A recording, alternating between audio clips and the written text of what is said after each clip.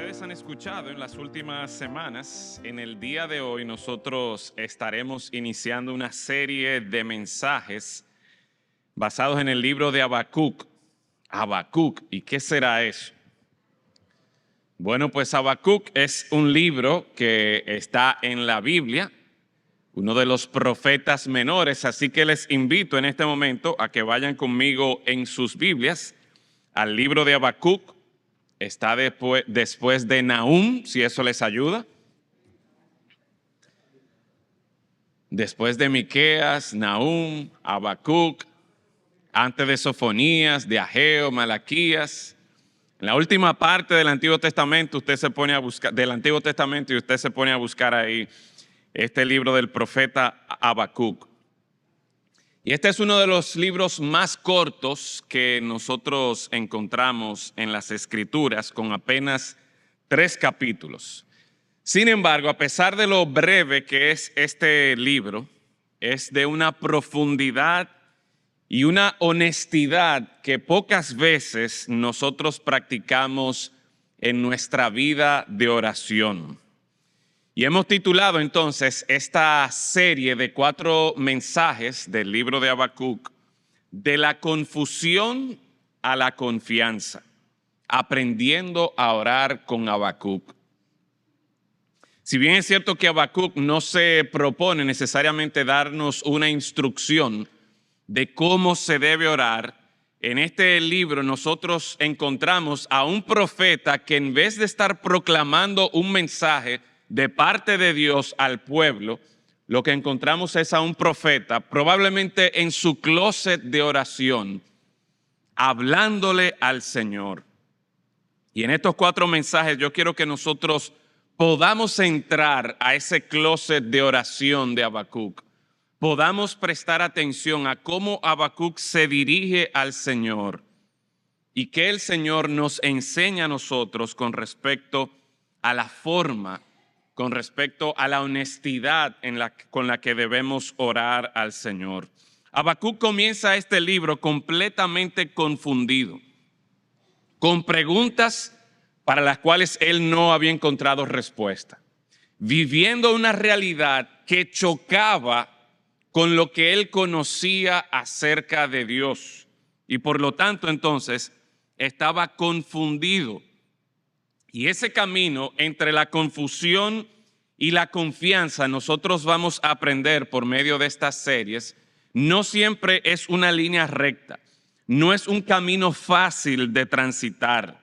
De hecho, hay momentos, como veremos el próximo domingo, donde la respuesta de Dios, en vez de traer dirección, en vez de traer claridad, a veces lo que trae es más confusión. Este libro, como les decía hace un momento, es distinto en el sentido de que no es un profeta proclamando un mensaje de parte de Dios para con el pueblo, sino que es un profeta que se encuentra en oración delante de Dios. Habacuc se para frente a Dios para hablarle a Dios de parte del pueblo. Así que en lugar de proclamar un mensaje, lo que encontramos en este libro, en gran parte de este libro, es una oración. Lo que vamos a escuchar en esta oración de Habacuc podría hasta cierto punto incomodarnos un poco, porque Habacuc no ora como nosotros estamos acostumbrados a orar o quizás a escuchar oraciones que utilizan frases teológicamente correctas y bien pulidas. Habacuc no comienza quizás con ese orden que nosotros tenemos establecido, que nos ayuda a nosotros a orar, que sea adoración, agradecimiento, petición por los demás, petición por uno mismo. No, Habacuc se lanza inmediatamente a cuestionar. Habacuc se lanza a que con toda honestidad él presenta la carga que había en su corazón. Y la forma en que él presenta estas peticiones a nuestros oídos podría rayar casi en la irreverencia o hasta en el atrevimiento de un hombre hablándole así a Dios. Y algo que veremos es que Habacuc no es el único que encontramos en la Biblia que tiene este estilo de orar. Sin embargo, a nosotros nos toca en estas 4 semanas considerar estas oraciones que el Señor ha dejado registradas aquí en su palabra para que más de 2000 años después que Habacuc oró de esta forma al Señor, tú y yo podamos aprender una de las formas en las que nosotros podemos orar a nuestro Señor. Ahora es importante, y en este primer mensaje me voy a tomar un poquito más de tiempo en lo que es la introducción, porque es importante que nosotros podamos entender por qué Habacuc ora como ora. Y necesitamos entonces entender el mundo en el que Habacuc vivía. Y algo interesante que vamos a encontrar es que aunque este libro se escribió más de 2600 años atrás, muchas de las circunstancias que Habacuc presenta todavía nosotros hoy día la encontramos aquí en nuestro país, en nuestra ciudad de Santo Domingo, República Dominicana, en el año 2026. Habacuc ministra entre los años 612 y 598 antes de Cristo. Habacuc ministra en una serie de reyes y el primero siendo Josías. ¿Quiénes de ustedes recuerdan al rey Josías? Josías es conocido porque fue el que trajo la reforma espiritual, cierta reforma moral en el pueblo de Israel. Cuando nosotros vemos el listado de todos los reyes de Israel, nos damos cuenta de que había muchos reyes malos, pero aparecían también algunos reyes buenos. Y entre esos reyes buenos nosotros encontramos a Josías, quien fue que lideró una reforma espiritual profunda en el pueblo de Israel, en la historia de Judá de manera particular. Durante su reinado se encontró el libro de la ley y empezó a predicarse, empezó a proclamarse la palabra de Dios y empezaron a desmantelar sistemáticamente la idolatría en toda la tierra. Y esto fue, podríamos decir, un avivamiento real que experimentó el pueblo de Israel. El pueblo de Israel experimentó una esperanza genuina de que las cosas estaban cambiando. Sin embargo, en el año 609, Josías muere en batalla y con él, lamentablemente, muere la reforma espiritual que se estaba llevando a cabo. A él le suceden sus 3 hijos, Joacás, Joacim y Sedequías, pero el más famoso o el más infame, podríamos decir, de los 3 reyes es Joacim. Con Josías se experimentó un avivamiento espiritual. Sin embargo, con Joacim, el hijo de Josías, nosotros encontramos que el pueblo de Israel experimentó un colapso moral de manera acelerada. Joacim y sus secuaces, por así decirlo, explotaban económicamente al pueblo para construir para sí mismo un templo ostentoso, un palacio ostentoso, perdón. Joacim rechazó directamente, abiertamente, de forma desafiante la palabra de Dios, mandando a matar profetas. Cuando el profeta Jeremías, que era más o menos contemporáneo de Habacuc, se presentó allí con el rollo de la ley, con las palabras de Dios, ¿qué hizo Joacim? Lo cortó en pedazos. La idolatría regresó durante el tiempo de Joacim. La injusticia se normalizó y es en ese tiempo que Habacuc ministra. Es en ese tiempo donde hay este colapso moral, donde nosotros encontramos que Habacuc registra estas palabras, donde Habacuc ora de esta manera delante del Señor. Y antes de iniciar con el desarrollo de nuestro texto que se encuentra en Habacuc, capítulo 1, versículos del 1 al 4, yo quisiera también tomarme un tiempecito para explicar el tipo de oración que nosotros encontramos en este texto. El tipo de oración que nosotros encontramos aquí es lo que se conoce como un lamento. Y es importante que hagamos una distinción entre lo que es un lamento y una queja o murmuración.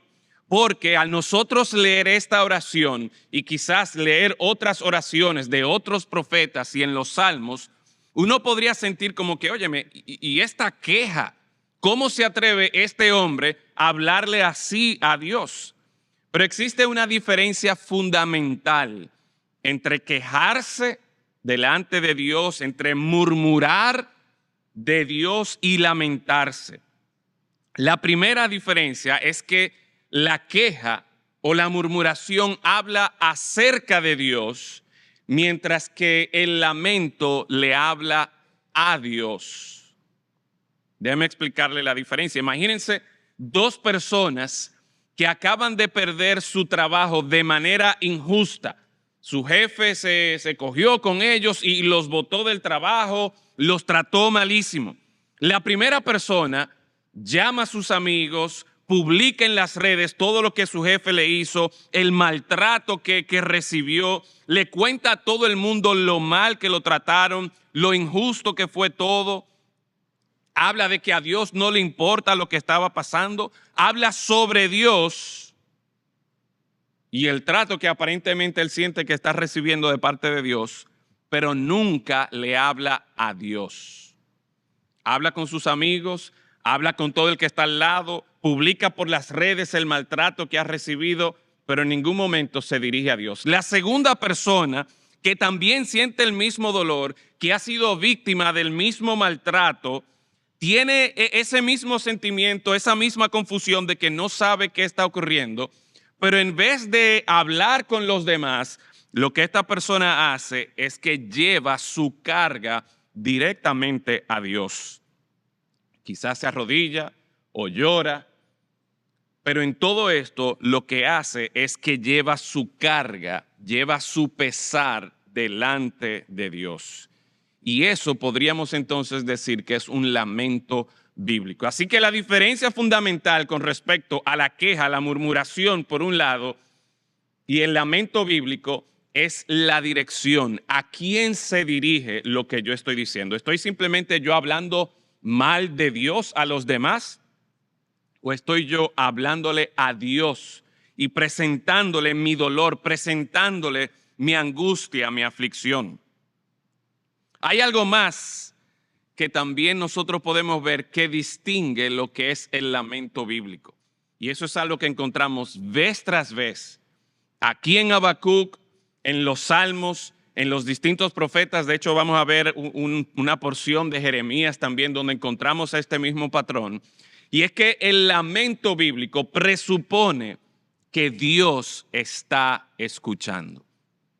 Sigue en su condición, sigue en su dolor, sigue en su angustia, pero se dirige a Dios y le lleva su carga, le lleva su aflicción al Señor y confía que Dios está escuchando. Miren conmigo el Salmo 13. No tienen que ir allí, pero si ustedes recuerdan en el Salmo 13, David dice lo siguiente: ¿hasta cuándo, Jehová, oiga lo que dice, me olvidarás para siempre? El Señor puede olvidar. Sin embargo, las palabras que salen de la boca o de las manos de David al escribir este salmo están apuntando como que, óyeme, ¿será que Dios se ha olvidado? ¿Hasta cuándo, Jehová, me olvidarás para siempre? Eso parecería ser una crisis de fe de parte del salmista. Sin embargo, el mismo salmo termina diciendo: mas yo en tu misericordia he confiado. El lamento, ese cuestionamiento, Señor, ¿hasta cuándo te olvidarás para siempre de mí? Ese no fue el fin. Ese fue el camino que el Señor utilizó para llevarlo a hacer esta declaración: mas yo en tu misericordia he confiado. Pensamos en Jeremías y cómo Jeremías, quien fue contemporáneo de Habacuc, usó palabras tan fuertes en su oración, y más adelante vamos a ir a un pasaje, pero usó palabras tan fuertes que hasta cierto punto nos incomodan a nosotros al leer lo que él está diciendo en su forma de expresarse ante Dios. Pero él nunca dejó de dirigirse al Señor. Sí, su honestidad, sus palabras fueron crudas, sonaban fuertes, pero su fe inquebrantable coexistieron en la misma oración. Y conocemos el caso de Job y otros siervos más del Señor que pasaron por circunstancias, pasaron por situaciones de gran aflicción y dolor, y eran honestos en su forma de expresar ese dolor delante del Señor. Pero en todo momento se dirigían al Señor y había un elemento de fe en el Señor. Habacuc no entendía por qué Dios no le contestaba, por qué Dios permitía que él estuviera atravesando por lo que estaba atravesando. Pero Habacuc nos enseña en esta porción que vamos a leer hoy y a lo largo de este libro que sí está bien que nosotros vayamos delante del Señor y expresemos honestamente nuestro dolor, nuestra angustia, nuestra aflicción. Miren conmigo los versículos del 1 al 4. La profecía que vio el profeta Habacuc. ¿Hasta cuándo, oh Jehová, clamaré? Se parece a las palabras del salmista en el Salmo 13. ¿Hasta cuándo, oh Jehová, clamaré y no oirás? Y daré voces a ti a causa de la violencia y no salvarás. ¿Por qué me haces ver iniquidad y haces que vea molestia? Destrucción y violencia están delante de mí y pleito y contienda se levantan. Por lo cual la ley es debilitada y el juicio no sale según la verdad. Por cuanto el impío asedia al justo, por eso sale torcida la justicia. Vamos a orar. Padre, en esta mañana rogamos que tú nos enseñes por medio de tu palabra a expresar ese dolor, a expresar esos sentimientos que quizás provocan confusión en nuestra mente y en nuestro corazón, a expresar genuinamente las dudas que nosotros pudiéramos tener por la experiencia que estamos viviendo o atravesando, pero que en todo tiempo, Señor, nuestros ojos estén puestos en ti. Que en medio de nuestra aflicción, en medio de nuestra confusión, nuestra fe no se tambalee, no desmaye, sino que siempre podamos tener esta misma intensidad, esta misma sentido de perseverancia que encontramos aquí en Habacuc, de dirigirnos a ti y presentar nuestro clamor. Enséñanos, Señor, a orar. En Cristo Jesús lo rogamos. Amén y amén. ¿Qué hacemos cuando la realidad que nosotros vivimos contradice lo que nosotros creemos acerca de Dios? ¿Qué hacemos cuando nuestras circunstancias alrededor como que no se alinean a la expectativa que nosotros podíamos haber tenido de lo que se supone que un hijo de Dios debe vivir?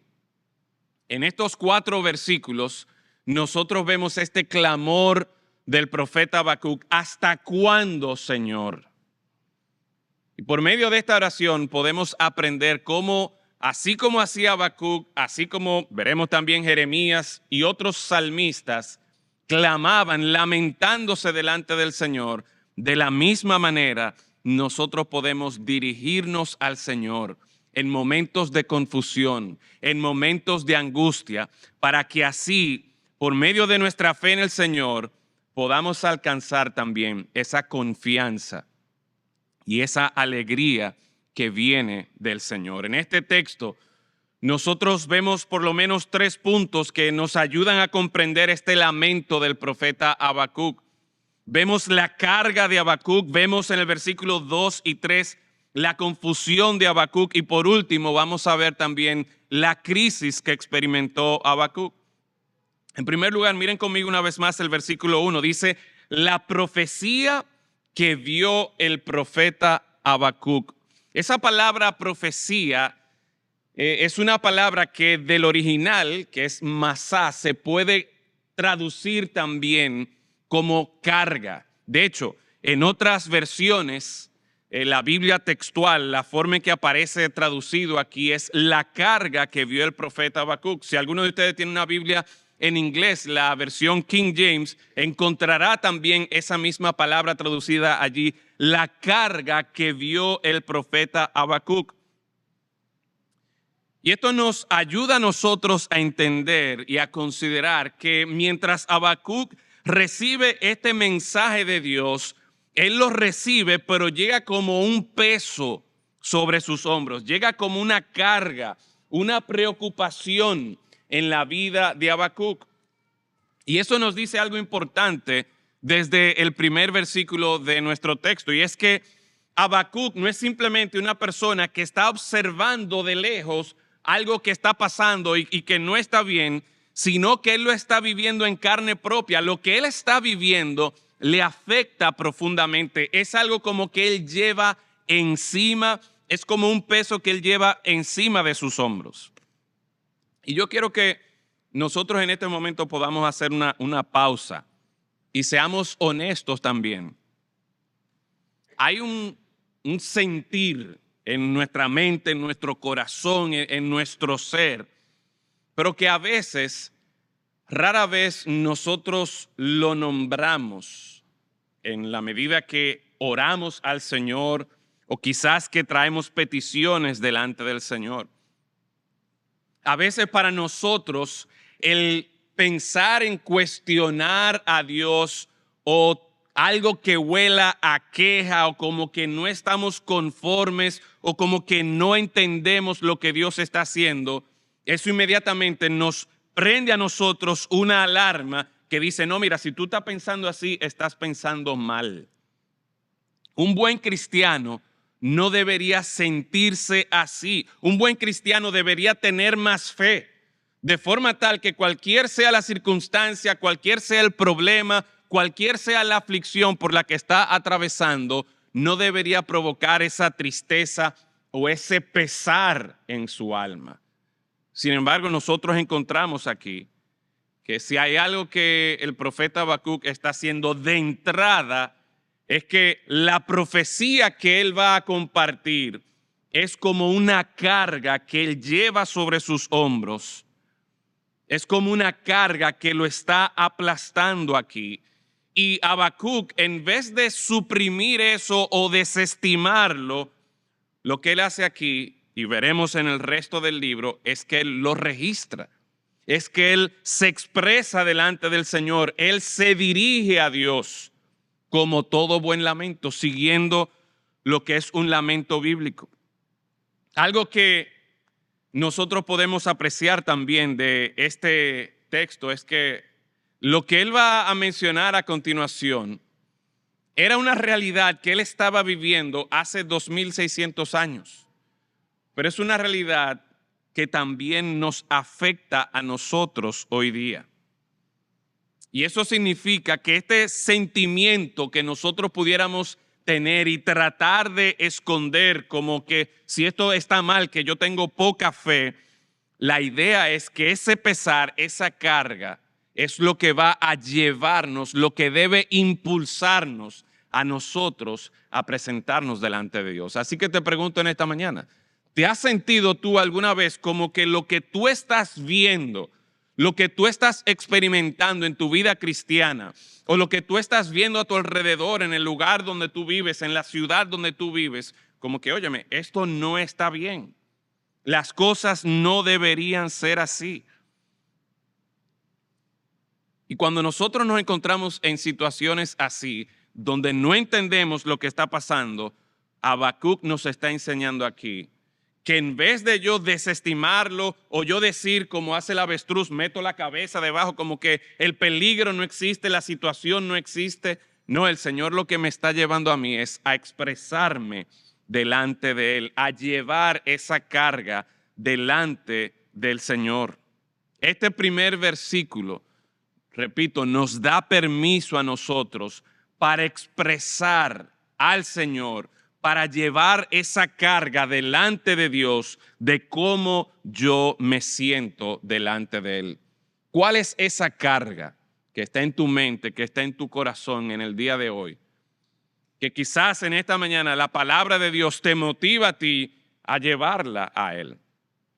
Habacuc empieza su libro presentándonos aquí desde el inicio que lo que él está viendo, lo que él está viviendo, lo que él está cargando sobre sus hombros es una carga, y lo que él hace con esa carga es llevarla al Señor. Hermanos, ¿estamos nosotros llevando nuestra carga al Señor? ¿O estamos nosotros simplemente viviendo como que nada, esto es lo que me tocó a mí y tengo que seguir adelante? Pensando que yo soy fuerte, pensando que, óyeme, no necesito hacer nada con esto. No, el Señor nos invita a que llevemos nuestra carga al Señor. Pero en segundo lugar, encontramos en este texto la confusión de Habacuc.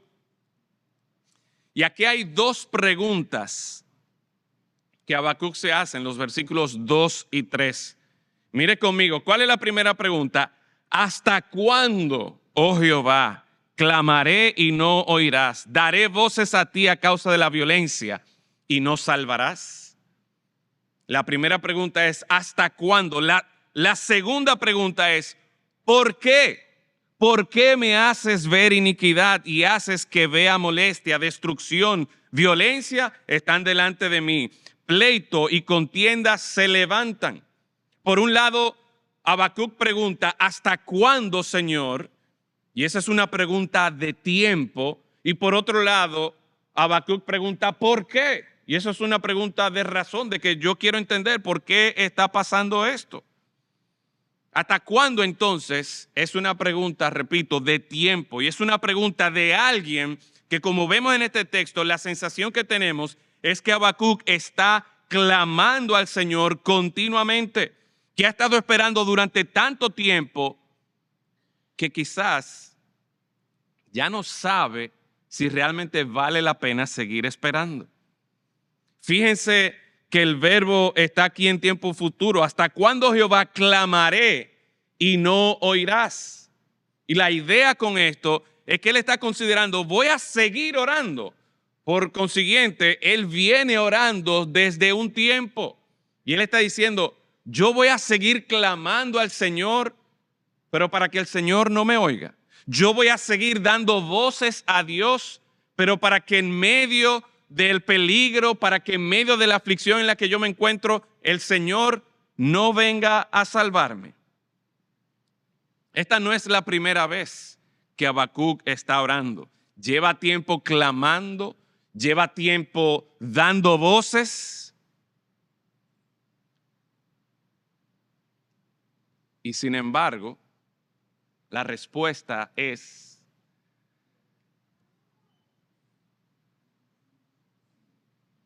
silencio prolongado. ¿Cuándo va a responder el Señor? ¿Va a responder el Señor? Y él se pregunta, ¿hasta cuándo voy yo a seguir en esto? Nos hemos encontrado en situaciones así donde tenemos tiempo clamando al Señor y parece que el Señor como que yo estoy hablando al vacío. Esa era la experiencia del profeta Habacuc. Tiempo clamando al Señor, dando voces al Señor, pero nada de respuesta. Y esa es una pregunta que probablemente muchos de nosotros en este salón nos hemos hecho. Hay oraciones que llevamos meses presentando delante del Señor, que llevamos años orando. Hay personas que tienen tanto tiempo orando por la misma petición que ya casi no saben cómo es que le van a pedir al Señor. Y en algún momento puede ser que surja esa pregunta honesta. ¿Hasta cuándo, Señor, tú me vas a tener aquí orando? Lo interesante de esto es que cómo responde Habacuc esas preguntas de tiempo. Él dice que clama, pero ¿qué ocurre? El Señor no oye. Él dice que da voces, pero ¿qué ocurre? El Señor no salva. Parecería como que Dios no está activo. Parecería como que quizás a Dios no le preocupa. Y esa es la confusión, esa es la angustia que Habacuc está experimentando. Y posiblemente es la misma angustia, la misma confusión que tú has experimentado por meses, por años, que vienes orando por esa aflicción, por esa situación que te causa esa carga, ese pesar en tu vida. Pero hay una segunda pregunta que vemos aquí. La segunda pregunta, que quizás es más perturbadora, es ¿por qué? ¿Por qué a mí? ¿Se han hecho ustedes esa pregunta o han escuchado ustedes a alguien hacer esa pregunta? ¿Por qué a mí? Porque ya no es una pregunta de tiempo, de cuánto yo voy a aguantar, sino porque es la pregunta de razón. ¿Cuál es la explicación? Y noten que Habacuc no está diciendo esa pregunta filosófica, ¿por qué existe el mal? Como si fuera en abstracto, como si fuera algo que está viendo desde afuera. No, Habacuc hace la pregunta como que le afecta a él mismo. ¿Por qué me haces ver iniquidad? ¿Por qué me haces que yo vea molestia, destrucción, violencia están delante de mí? Y es interesante aquí que, repito, Habacuc está viviéndolo, él lo está viendo, es una carga sobre él, pero la acusación, en cierta forma, va dirigida no a Joacim, no a los judíos, no al pueblo de Babilonia, no, la acusación está dirigida ¿a quién? A Dios. Dice, ¿por qué me haces ver la iniquidad? Como si fuera Dios mismo que está haciendo que él vea esta iniquidad, toda esta maldad. Dios es el sujeto activo aquí. Dios es quien está haciendo que Habacuc vea la maldad. Dios es que en cierta manera está mostrando y está permitiendo que toda esta maldad esté ocurriendo. Y en la mente de Habacuc, él no puede entender, pero ¿cómo es posible que un Dios santo, un Dios justo, me haga a mí tener que vivir en esta sociedad donde hay tanta violencia, donde hay tanto abuso de poder, donde hay tanta maldad, donde hay tanta idolatría? Algo que va contrario al carácter de Dios y que Dios sea que esté permitiendo todo esto. Y esa confusión, podríamos decir una confusión teológica de lo que él conoce que es verdad acerca de Dios, pero lo que él está viendo y lo que él está viviendo en su experiencia del día a día. Esa confusión teológica no es una incredulidad de parte de Habacuc, sino que es ese choque, repito, entre lo que él conoce acerca de Dios, pero lo que él está experimentando en su día a día.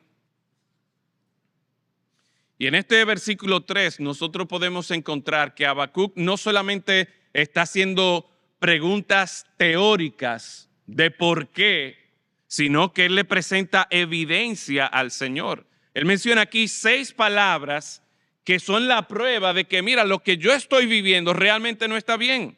Él habla de iniquidad y molestia, él habla de destrucción y violencia, él habla de pleito y contienda. 6 maneras diferentes de describir el mismo colapso moral. Y no era una exageración de parte de Habacuc, era la experiencia real de él. Y es como si Habacuc fuera un abogado y está presentando delante del Señor, mira, estas son las evidencias que hay. Hay iniquidad, hay molestia, hay destrucción, hay violencia, hay pleito, hay contienda. Y podríamos señalar, conociendo los actos del rey Joacim, esa violencia estructural. Joacim mandó a matar al profeta Urías. Joacim fue quien dirigió una persecución contra Jeremías, porque Jeremías le llevaba la palabra de Dios. Joacim oprimió al débil. Había una corrupción judicial. Él describe aquí cómo la ley estaba paralizada, jueces sobornados, tribunales manipulados, demandas falsas contra los justos. Él estaba experimentando una opresión económica, donde había una extorsión y una explotación de los más débiles que estaban construyendo casas, palacios para los más ricos. Había una acumulación injusta de riqueza. Había un despojo ilegal de las propiedades. Había un rechazo por la palabra de Dios. Le mencionaba ahorita cómo Joacín, cuando el profeta Jeremías llevó el rollo de la palabra, lo que hizo fue cortarlo en pedazos.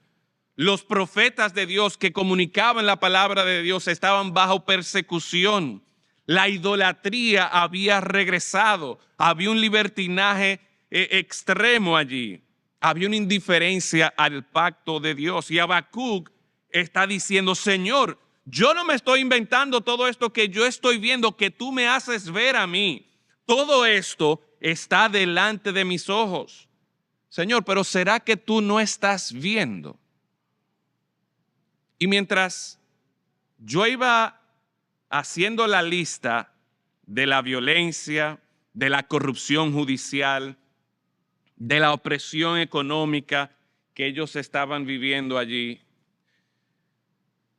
yo no sé si ustedes pensaron de que, óyeme, eso mismo que estaba viviendo Habacuc, nosotros hoy día también lo experimentamos en Santo Domingo, República Dominicana, año 2026. ¿Dónde está Dios? ¿Por qué no escucha? ¿Por qué no salva? Jeremías fue un profeta contemporáneo de Habacuc. Me gustaría que vayan conmigo rápidamente allá a Jeremías capítulo 20. Para nosotros poder escuchar otro profeta que se lamentó también delante del Señor. Otro profeta que estaba viviendo la misma realidad que Habacuc. En el libro de Jeremías encontramos distintas oraciones del profeta Jeremías, pero vamos a enfocarnos en esta. Jeremías 20, versículo 7. Mire lo que dice allí. Me sedujiste, oh Jehová, y fui seducido. Más fuerte fuiste tú que yo y me venciste. Cada día he sido escarnecido, cada cual se burla de mí. Vamos a hacer una pausa allí. ¿Qué está diciendo el profeta Jeremías? El profeta Jeremías no estaba buscando ser profeta. El profeta Jeremías no estaba buscando ser siervo del Señor en esa temporada. Sin embargo, el Señor, como dice aquí, lo sedujo. El Señor lo atrajo para que llevara su mensaje. Y a pesar de todo esto, ¿qué dice Jeremías? Señor, tú me has llamado para proclamar tu palabra, sin embargo, cada día he sido escarnecido. Cada día la gente se burla de mí. Jeremías le está diciendo a Dios, en cierta manera, como que se siente engañado. ¿Por qué? Porque, óyeme, tú eres que me ha llamado a proclamar la palabra, sin embargo, esta gente no quiere escuchar. Y en vez de escucharme, lo que está haciendo es burlándose de mí. Dios lo llama a predicar. Él aceptó ese llamado y ahora lo que está ocurriendo es que en vez de que la gente lo escuche, se arrepienta y busque del Señor, Jeremías está siendo objeto de la burla de ellos. Mira el versículo 8, porque cuantas veces hablo, doy voces, grito, violencia, destrucción. ¿Les suena familiar? Las mismas palabras de Habacuc. Porque la palabra de Jehová me ha sido para afrenta y escarnio cada día. Mire cómo se expresa el profeta. Y dije, mire hasta dónde llega el profeta, no me acordaré más de él, ni hablaré más en su nombre. A eso llega el profeta Jeremías a pensar y hasta cierto punto casi tomar la decisión de que mira, yo voy a dejar esto, porque a mí como que no me cuadra que Dios me está llamando a predicar, pero esta gente lo que está es burlándose. Que Dios me llama a predicar su mensaje de justicia, sin embargo lo que hay es violencia y destrucción. Si eso es así, dice Jeremías en su mente, ya yo no me voy a acordar más del Señor, ya yo voy a dejar esto, no voy a hablar más en su nombre. Pero recuerden que el lamento no se queda simplemente en llevar esta carga, este pesar al Señor, sino que hay una convicción de que Dios está escuchando. Y por eso ese mismo versículo, donde presenta esta mente confundida, allí mismo él dice, no obstante, había en mi corazón como un fuego ardiente metido en mis huesos. Traté de sufrirlo y no pude. Traté de dejar eso, pero no pude. Jeremías no solo intentó suprimir ese llamado del Señor, no solo intentó suprimir la forma en que él se estaba sintiendo, él llegó hasta incluso a tomar la decisión de que va a abandonar al Señor. Dijo, se acabó, yo voy a dejar esto, pero la carga que él tenía era más fuerte que su decisión de soltarlo. Y aquí viene, yo quiero que vayamos ahora al versículo 11. Y aquí vemos otro ejemplo de cómo en una misma oración, donde hay tanta confusión, donde hay tanta angustia y aflicción, en esa misma oración, miren lo que encontramos. Mas Jehová está conmigo como poderoso gigante. Óyeme, qué frase tan tremenda, qué frase tan poderosa, qué frase que debe darnos tanto aliento y servir a nuestras almas como un ancla. Jehová está conmigo como poderoso gigante. El mismo que hace unos versículos estaba diciendo, Señor, yo no entiendo qué es lo que está pasando, la gente se está burlando de mí. El mismo que hace un versículo estaba diciendo, yo me voy a olvidar del Señor y voy a abandonar esto. Ahora está diciendo, Jehová está conmigo como poderoso gigante. Y dice más aún, por tanto, los que me persiguen tropezarán y no prevalecerán. Serán avergonzados en gran manera porque no prosperarán. Tendrán perpetua confusión que jamás será olvidada. En medio de su confusión, en medio de su aflicción, en medio de su angustia, en medio de su lamento, Jeremías está afirmando que él cree que Jehová está con él, que él cree que Jehová es un poderoso gigante y eventualmente le dará la salvación. Ahora, hay otra cosa que yo quiero que ustedes noten, porque el capítulo 20 no termina ahí. Y vemos como que hay un valle, ¿verdad? Se está quejando delante del Señor. Vemos que hay una altura donde él dice, Jehová está conmigo como poderoso gigante. Pero vayan conmigo al versículo 14. A ver, ¿dónde se encuentra Jeremías en el versículo 14? Maldito el día en que nací. El día en que mi madre me dio a luz, no sea bendito. ¿Qué está pasando? ¿Qué está experimentando Jeremías? Oiga la forma en que él se dirige al Señor. Parecería irreverente, parecería una persona que no está pensando bien. ¿Cómo él se atreve a hablarle así al Señor? Pero lo que Jeremías está presentando aquí es lo mismo que encontramos con Habacuc. ¿Es eso una contradicción? ¿Está Jeremías siendo inconsistente? No. Lo que está pasando con Jeremías es precisamente lo que define el lamento bíblico. Y hermanos, esto es muy importante que nosotros lo entendamos. En el lamento al Señor, en una misma oración pueden coexistir esa angustia, esa aflicción, hasta esa confusión, pero también con esa confianza y esa fe firme en el Señor. El dolor es real, la angustia, la aflicción es real, pero también es real que Jehová está ahí. También es real, como decía Jeremías, que Jehová es poderoso. Y esa realidad es lo que nos va a poder permitir a nosotros, en medio de nuestra aflicción, en medio de nuestro dolor, en medio de nuestra confusión, sí, expresar genuinamente, crudamente nuestro dolor al Señor, pero a la vez aferrarnos, abrazar esa promesa del Señor. Es interesante, y algo que no mencioné en la introducción, pero el nombre de Habacuc significa abrazar. Y no puedo dejar de pensar en cómo Habacuc estaba abrazando a este que es poderoso, a este que en medio de su confusión, en medio de su aflicción, está dispuesto a sostenerle. Hermanos, hermanas, es muy probable que aquí haya personas que tienen meses, años, orando, atravesando por situaciones difíciles, de mucha angustia, de mucha aflicción. Y podrían estar ya, como Jeremías, abandonando esto, porque sienten ese silencio de Dios como si fuera una indiferencia de Dios.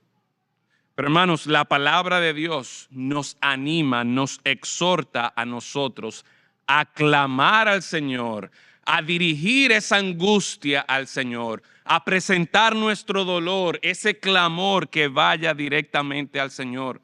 Que ante la violencia, la destrucción, las injusticias que pudiéramos estar nosotros experimentando en nuestra vida, que nosotros vayamos y presentemos esto delante del Señor.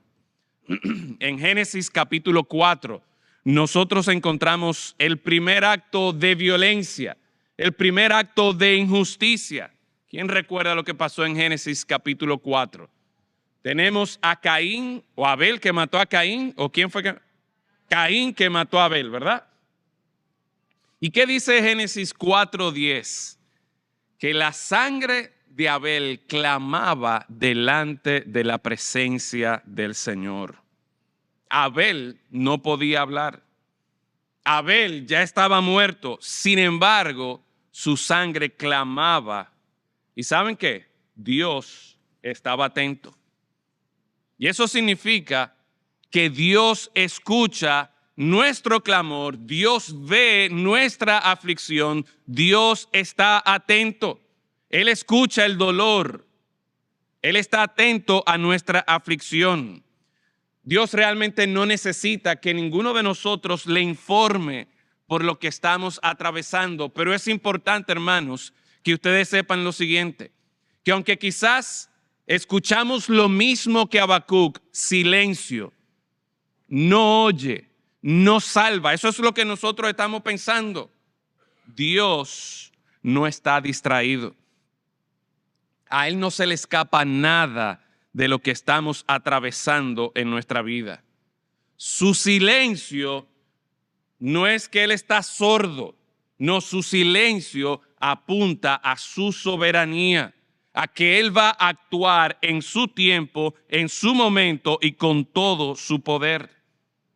Y si hoy tú te encuentras en ese punto donde el dolor y la fe parecen contradictorios, sigan el ejemplo de Habacuc, sigan el ejemplo de Jeremías. Estén dispuestos a expresar su dolor delante del Señor. Señor, yo no entiendo lo que estás haciendo, pero a la vez también, Señor, yo sé que tú estás conmigo como poderoso gigante. Y esa tensión no es falta de fe, mi hermano. Esa tensión que experimentamos es la fe luchando con la incredulidad, es la fe luchando con la angustia que estamos experimentando. Y te hago dos preguntas para reflexionar. Vimos dos preguntas que generaban esa confusión en la mente, en la vida de Habacuc. ¿Hasta cuándo? Y la otra es, ¿por qué? ¿Cuál de esas preguntas tú te estás haciendo? ¿Estás tú ya débil? ¿Estás tú cansado de esperar que el Señor responda, que el Señor intervenga? ¿O estás tú quizás confundido porque no entiendes lo que estás haciendo, lo que Dios está haciendo? No entiendes cómo es posible que Dios permita que toda esa violencia, que toda esa injusticia, que toda esa opresión esté ocurriendo a nuestro alrededor. O quizás, como Jeremías, digamos las dos cosas al mismo tiempo. Expresa tu dolor con honestidad. Y esas palabras de Jeremías son fuertes. Maldito el día en que nací. Un profeta, un predicador hablando así, hablándole así a Dios. Yo voy a abandonar esto. Tú me engañaste, Señor. Pero a la vez recordando que Jehová está aquí, Jehová está en medio de mí como poderoso gigante. Si los versículos 2 y 3 nos muestran a nosotros la confusión por la que estaba atravesando Habacuc, ya para concluir, el versículo 4 nos muestra entonces el colapso total de lo que estaba viviendo Habacuc, la crisis en la que se encontraba Habacuc. Ya que el Señor no está respondiendo, ya que yo no entiendo cómo es posible que el Señor tenga delante de mí toda esta violencia, destrucción, toda esta maldad, mira cuál es el resultado, mira cuáles son las consecuencias aparentemente. La ley es debilitada, versículo 4. El juicio no sale según la verdad. El impío asedia al justo. Por eso sale torcida la justicia. Hay 4 realidades que este versículo está presentando. Y una vez más, aquí Habacuc, como si fuera un abogado, le está presentando su caso delante del Señor. Señor, mira, por todo esto que está ocurriendo a mi alrededor y aparentemente tú no estás haciendo nada, mira cuáles son las consecuencias. La ley es debilitada y no es que se ha eliminado la ley, pero está siendo debilitada. Sigue existiendo en papel, pero aparentemente había perdido su fuerza. El juicio no sale según la verdad. Existe un sistema judicial en ese tiempo, pero aparentemente las sentencias no correspondían con lo que se supone que debería ocurrir. El impío asedia al justo, y esa palabra asedia es una palabra fuerte porque habla como de un acoso sistemático, continuo, donde da la impresión de que el más fuerte se aprovecha del más débil y utiliza la ley, utiliza su poder para así prosperar el malo y que el justo quede mal. La justicia sale torcida. Lo que debería proteger al débil se convierte en un instrumento de opresión. ¿Eso les suena familiar? Eso es algo que solo ocurrió hace ya 2000 y pico de años. Gracias a la evolución del hombre, ya el mal no existe en medio nuestro, ¿verdad? Ya esas cosas de que la ley es torcida, que no hay un juicio apropiado, que la justicia está torcida, ya eso no ocurre. Bueno, pues no tenemos que irnos muy lejos.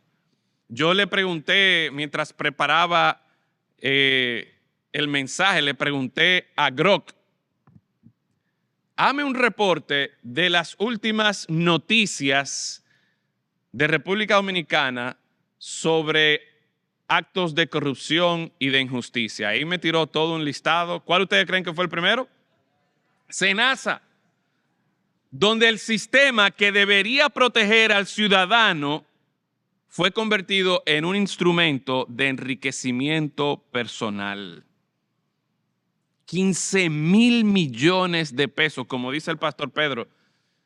Yo no digo que en un día, pero hay meses que yo no hago 15,000 millones de pesos. Óyeme, ¿qué va a hacer una persona, un grupito pequeño de personas con 15,000 millones de pesos? Eso, como dicen, eso llora ante la presencia de Dios. Y más cuando vemos tantas personas afectadas porque no hay dinero para medicamentos, no hay dinero para las cirugías. Los casos de tribunales. Y hermanos, no tenemos que irnos a los periódicos. En nuestra propia iglesia yo sé de por lo menos 3 familias que por años han estado que estar visitando tribunales porque alguna empresa o alguna persona poderosa entiende que la casa donde ellos vivieron toda su vida o algún familiar cercano vivió y compró y pagó, ahora de repente no, esa es nuestra casa, esa es nuestra propiedad y nosotros vamos a sacarte de ahí. ¿Ustedes creen que eso ¿Le agrada a una familia tener que estar pasando por situaciones así? Lo vemos en las noticias que leemos, que vemos, que escuchamos. Todos los días actos de corrupción, actos de inmoralidad, de injusticia. Y es interesante que a nosotros ver el texto aquí, la ley es debilitada, el juicio no sale según la verdad, el impío asedia al justo, la justicia sale torcida. Todo esto está como hablando en voz pasiva. En otras palabras, no hay una persona que está a cargo de que esto está ocurriendo, sino que simplemente eso está pasando. Y una vez más, apunta a esa sensación como, Señor, pero ¿y cuándo es que tú vas a intervenir? Porque tú no oyes, porque tú no salvas. Mira la situación, cómo se ha agravado, mira la crisis en la que estamos nosotros viviendo. Para Habacuc, y quizás para algunos de ustedes, no es solo que las cosas están mal, es que llevan mucho tiempo mal y nadie parece hacer algo al respecto. Quizás aquí en medio nuestro hay personas que podrían identificarse con ese sentimiento de que, óyeme, las cosas están mal, nosotros vivimos en un país tercermundista, eso es lo que se supone que ocurra, corrupción, violencia, destrucción, nada, no hay nada que hacer ahí.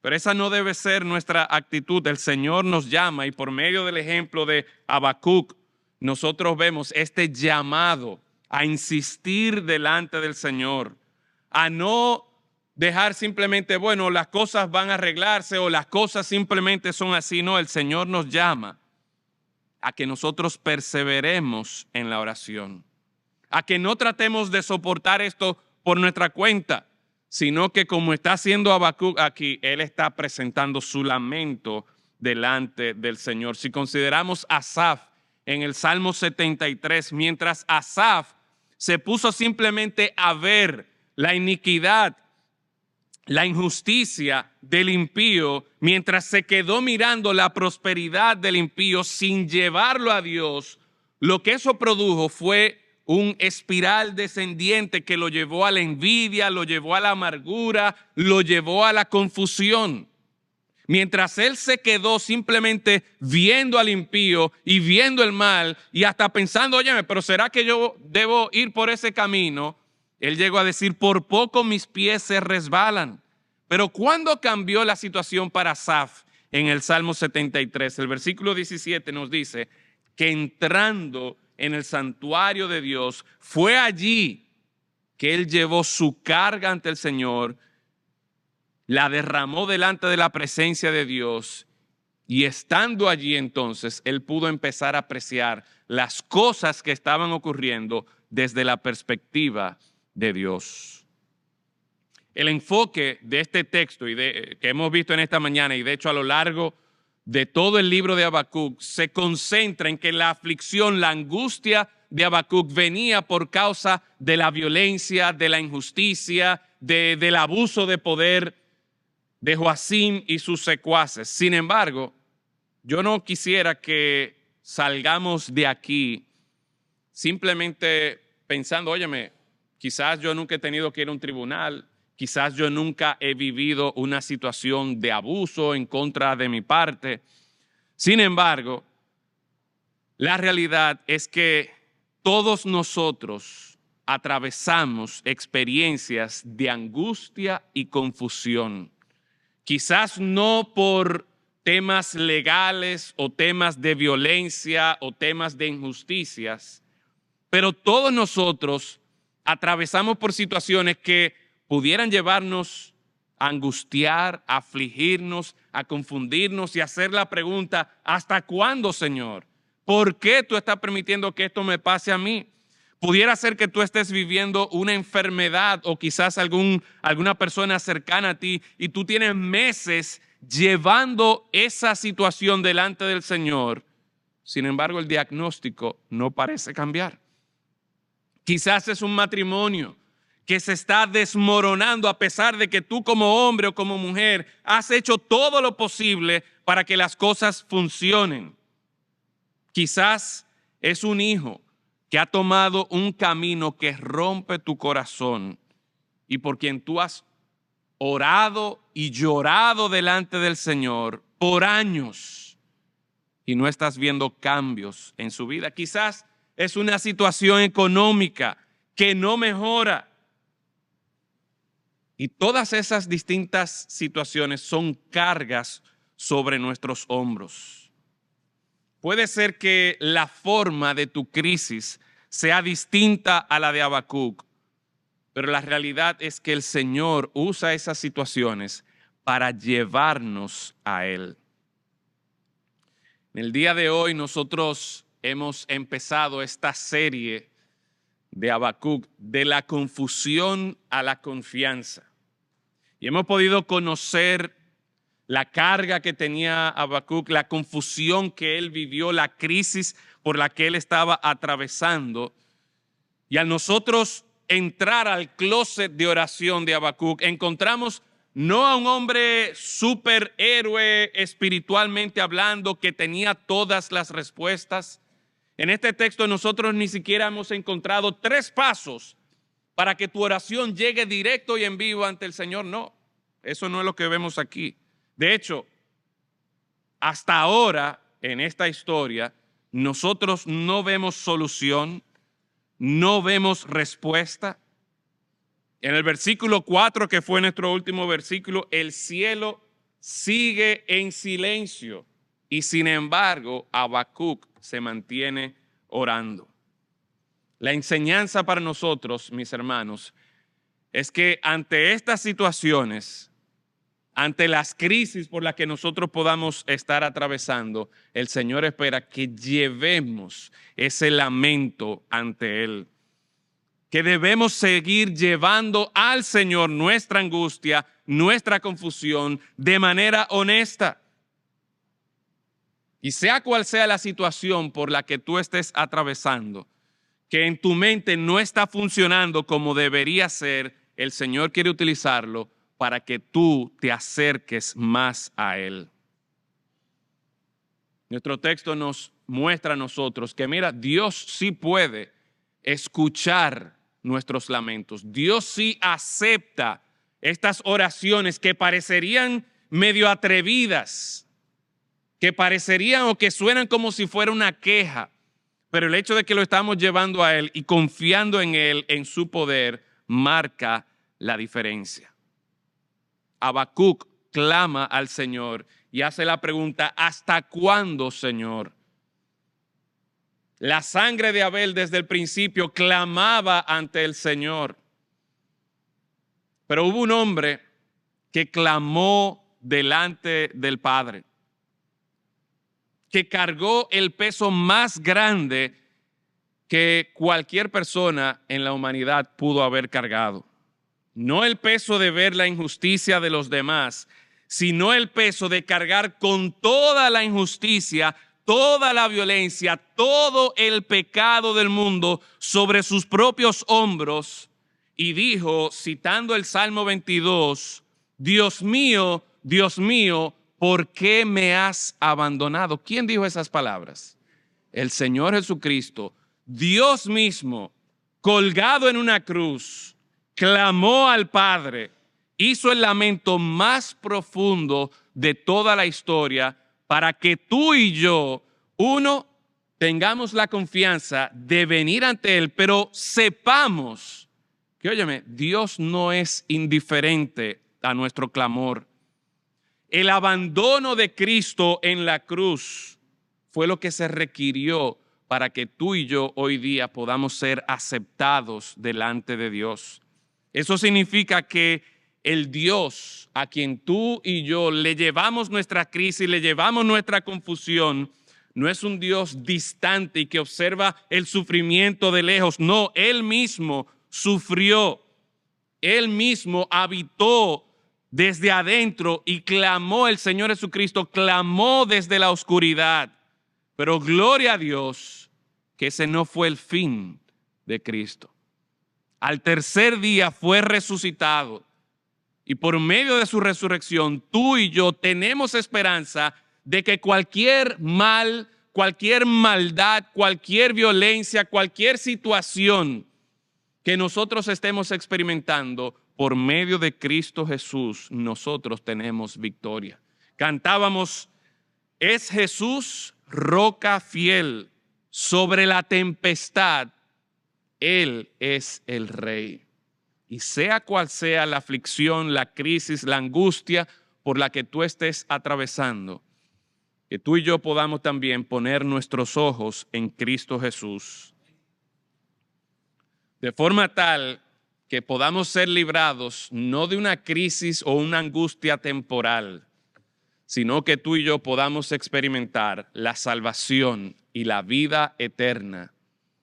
Desde nuestro dolor, desde nuestra confusión, desde nuestro lamento, pasemos a confiar en aquel que nos ha redimido. Padre, gracias damos, porque en Cristo Jesús nosotros tenemos esa roca fiel, esa ancla que en medio de la angustia y la confusión nos permite poner nuestra confianza en ti.